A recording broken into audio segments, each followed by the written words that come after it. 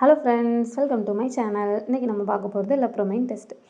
So லெப்ரஸியோட டைப்பை classify பண்ணுறது தான் இதை யூஸ் பண்ணுறோம். லெப்ரஸிக்கு இன்னொரு பேர் ஹான்சன் டிசீஸ்.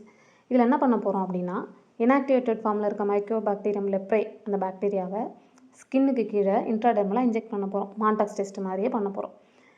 இப்போ இதில் 2 லெப்ரஸி இருக்குது டைப். டியூபர்குலாய்டு ஒன்று, லெப்ரோமெட்டஸ் லெப்ரஸி ரெண்டாவது. டியூபர்குலாய்டு லெப்ரஸியாக இருக்குது அப்படின்னா நம்ம பார்க்க போகிற ரிசல்ட் எல்லாம் பாசிட்டிவ்னு காமிக்கும். இம்யூனிட்டி அவங்கள்ட்ட ஹையாக இருக்கும்.